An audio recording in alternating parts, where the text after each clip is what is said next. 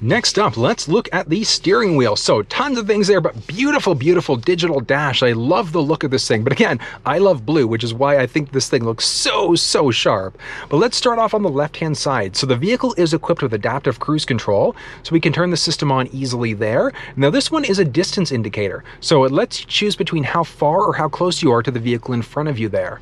This next one is going to be that lane centering system. So that's the one that's going to physically turn and pull you back into your lane.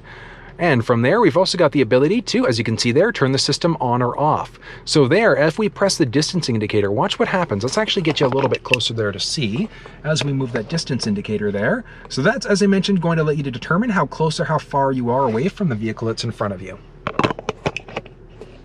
From there, we've got the ability to select. So once we get up to the speed that we'd like, we're going to press set either way, middle button to reset, or the X to cancel it out, this one to turn it back off again. As we start to move down, we've got the ability to either increase or decrease the volume, or we can completely mute by pressing that button.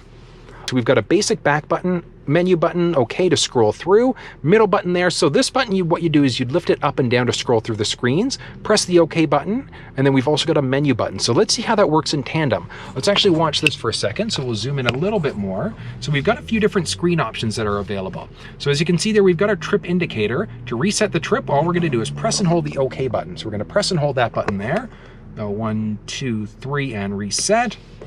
From there, if we press menu, we've got the ability to select between different screens. So our calming screen, fuel economy, different trip counters, tire pressure, all-wheel drive, etc. Pressing back, we can then go to our audio.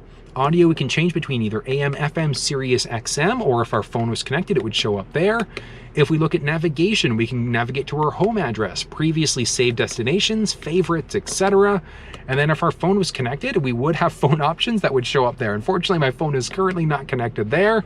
And we've also got some basic settings. So we've got our oil life reset, and then our display setup. So we can show miles per hour, and we've also got the ability to show the tachometer as well. So really nice that we've got the ability to tweak some of those settings out. As we start to move down now, because we can see that tire pressure monitor that we've selected with our fuel economy and different options. But again, as we press this menu button again, it gives us the option to set certain things up. So we've got the ability, the big one is to display, looking at the display setup, but then more importantly is selecting the screens, because we can go to a calming screen now. And let's do the intelligent four-wheel drive. If we go back to the main menu now, and let's scroll through. So now all of a sudden, we've got the intelligent four-wheel drive there. And if we move down, we've now got that calming screen. So it just keeps things basic and simple.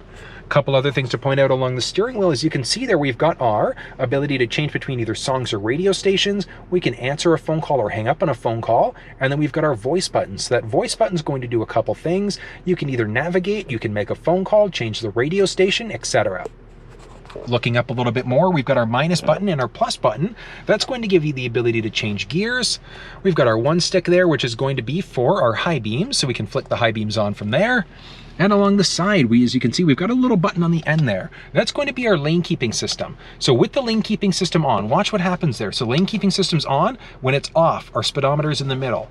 Back on again, it shoots off to the left side. So the system itself is turned on right now, but it doesn't actively come on until you hit about 62 kilometers an hour.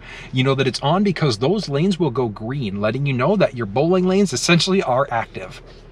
Looking on the right stick, so this one does have rain sensing wipers. So this is going to adjust how sensitive the wipers are to rain that's hitting the windshield.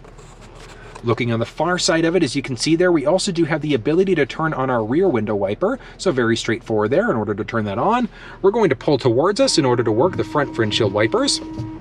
And we're going to take that stick and we're going to push away in order to work the back. So very straightforward there. Now, one of the things that I do love about the ST, as I mentioned, the beautiful leather wrapped steering wheel, we've got the ST emblem there as well, but it also is power adjustable. So it is a really nice steering wheel. I do think that it is a great setup.